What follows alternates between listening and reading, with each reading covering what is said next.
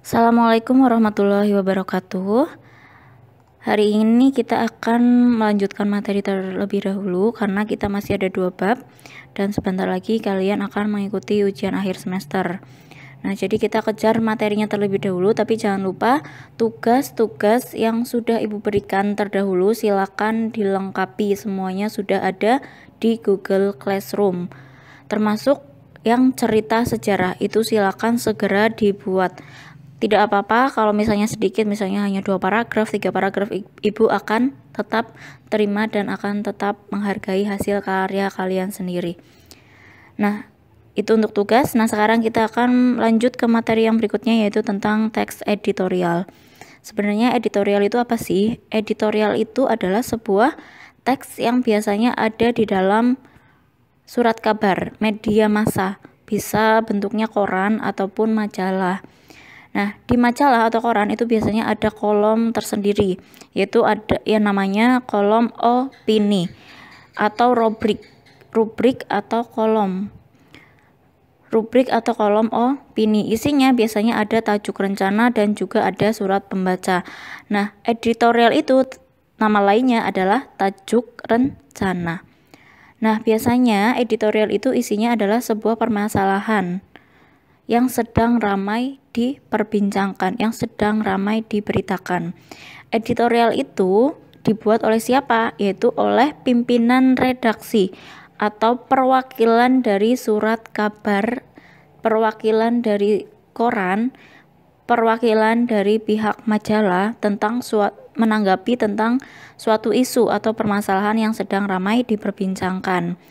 Nah, sebenarnya editorial itu adalah sebuah teks yang kuncinya, kata kuncinya tadi adalah adanya sebuah permasalahan, lalu permasalahan itu ditanggapi kan. Berarti editorial itu termasuk ke dalam teks eksposisi. Kalian dulu sudah pernah belajar di kelas 10 tentang teks eksposisi.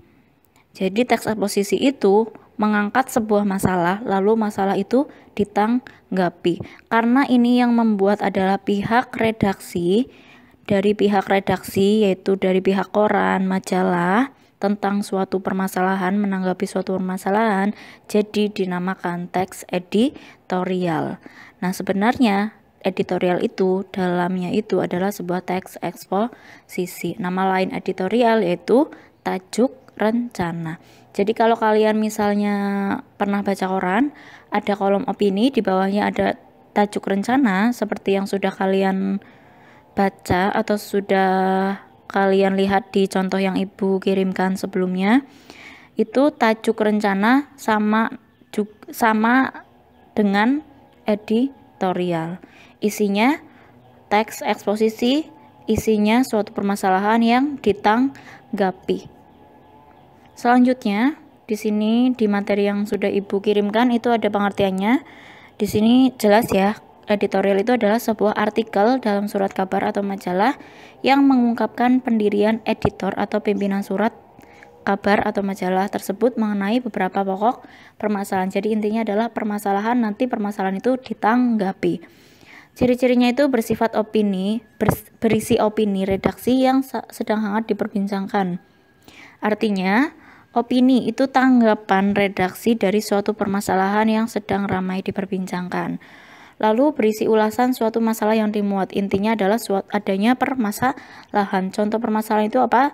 Contohnya sekarang lagi rame-ramenya Omnibus Law atau Undang-Undang Cipta Kerja yang sudah disahkan oleh DPR. Nah, itu menuai pro dan kontra di kalangan masyarakat. Nah, itu adalah sebuah permasalahan.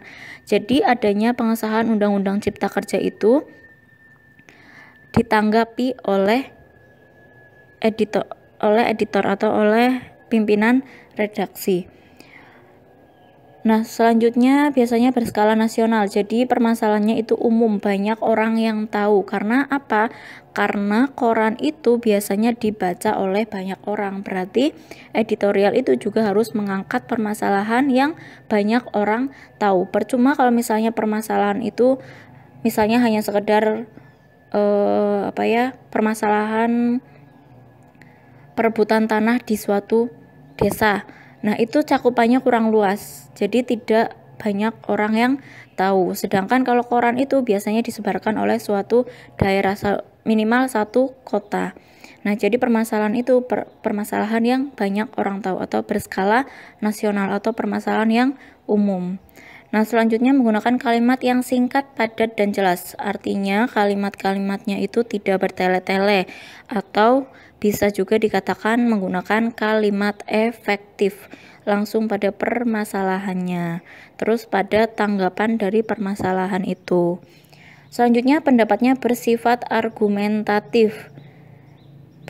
Karena ini opini, jadi bersifat argumen, sesuai argumen dari si penulis, si pimpinan surat itu, si editor itu.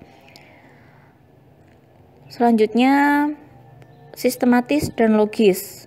Kerangkanya, strukturnya itu sistematis dan logis. Dulu masih ingat bahwa teks eksposisi itu strukturnya terdiri dari tesis, argumentasi, dan penegasan ulang. Tesis itu pendapatnya dari suatu permasalahan. Argumentasi berarti itu buktinya. Kenapa misalnya UU Cipta Kerja disahkan oleh DPR.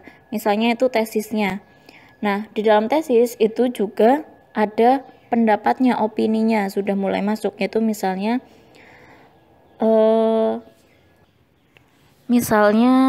tesisnya UU Cipta Kerja merugikan buruh atau pekerja, misalnya seperti itu. Nah, itu kan termasuk opini, sudah masuk pendapat. Nah, di argumentasi nanti kalian membuktikan fakta-fakta yang dapat mendukung dari opini kalian, yang dapat mendukung pendapat kalian bahwa undang-undang Cipta Kerja itu merugikan pekerja. Nah, itu kalian harus bisa membuktikan di argumentasi. Lalu penegasan ulang nanti itu bisa masuk ke saran, bisa juga ke kesimpulan. Nah, itu maksudnya sistematis dan logis. Logis itu rasional. Terus selanjutnya ditulis dengan perspektif tertentu untuk mengungkapkan kebenaran pendapat. Ini berarti perspektif tertentu, berarti pro ya pro, kontra ya kontra. Selanjutnya dimulai dengan pemaparan fakta umum terlebih dahulu, lalu pemaparan pendapat. Nah, itu pengertian serta ciri-ciri dari teks editorial.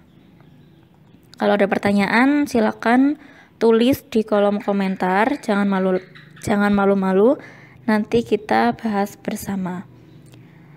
Tujuannya apa? Tujuannya itu mengajak pembaca untuk ikut berpikir tentang isu aktual, tentang permasalahan aktual yang sedang hangat dibicarakan.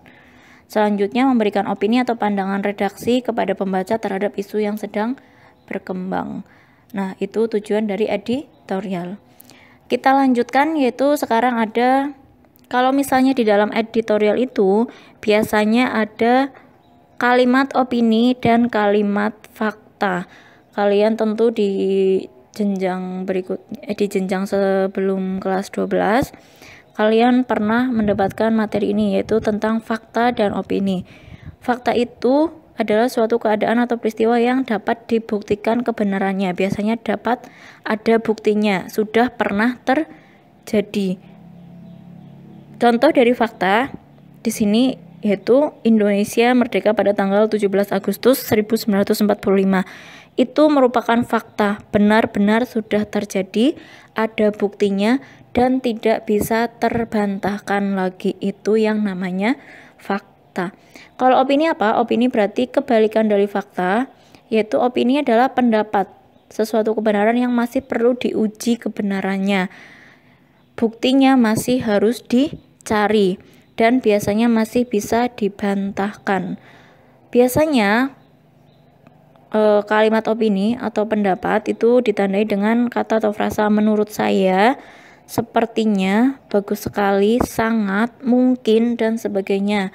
Itu biasanya menandakan kalimat opini atau pendapat. Nah, contohnya bisa dikatakan negeri ini sangat akrab dengan bencana banjir. Itu termasuk kalimat opini. Jadi kalian bisa membedakan ya opini dan fakta. Silakan dari penjelasan ini Kalau misalnya ada yang masih kurang paham, bisa ditanyakan di kolom komentar atau bisa japri ibu. Nah, hal-hal yang penting silakan untuk dicatat di buku tulis kalian masing-masing. Setelah ini nanti akan ada latihan tentang kalimat fakta dan kalimat opini. Jadi silakan ikuti terus pembelajaran bahasa Indonesia di Google Classroom. Assalamualaikum warahmatullahi wabarakatuh.